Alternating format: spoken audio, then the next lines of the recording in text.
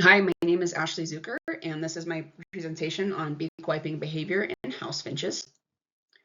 These are two house finches in my backyard in Vernon, Arizona. You can see that the male beak wipes quite a lot in this video. Beak wiping is essentially where the bird moves its beak across the surface from the base of the beak to the tip of the beak.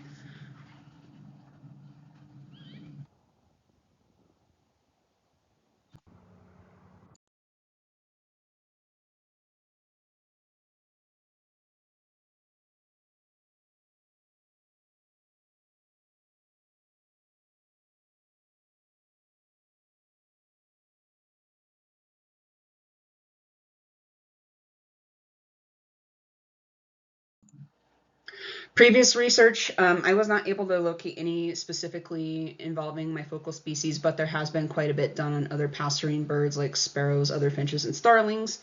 Everyone seems to cite the same Clark 1970 study where he proposes multiple hypotheses behind the purpose of beak wiping and also surveys the behavior across families.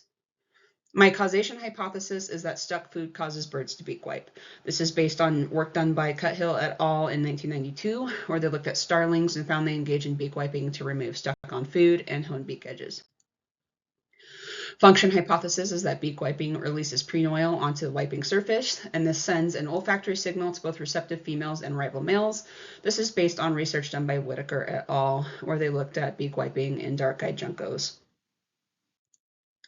My development hypothesis is that beak wiping is a stress-related behavior that is found more frequently in birds that display other anxiety-related behaviors. This is based on work by Masri et al. From this year, 2026. And essentially what they found is that just like people, from one person to another, the level of anxiety can vary based on the individual's underlying neurobiology and physiology. The same thing happens with birds, and this is correlated to their engaging in beak wiping during captive experiments.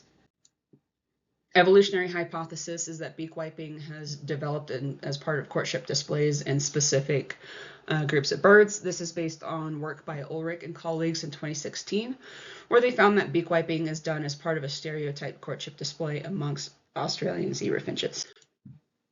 I was able to tie this into our digit modules in two different ways. The first is that in at least two of the reference studies, sexual selection plays a central role.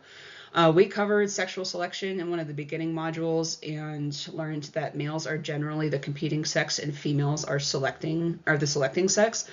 Males beak wiping as part of species-specific courtship displays or to spread preening oil from their beaks as an advertisement also reinforce this idea.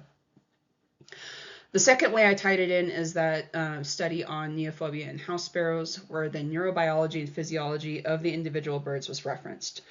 It ties into our module on hormones, and while the authors of this study did not specifically measure the glucocorticoids present in their sample birds, they did reference that it was likely that the more neophobic birds, or the birds that were beak wiping more frequently, also likely have elevated glucocorticoid levels in their blood than birds that are less anxious. These are my references, and thank you very much for listening to my presentation.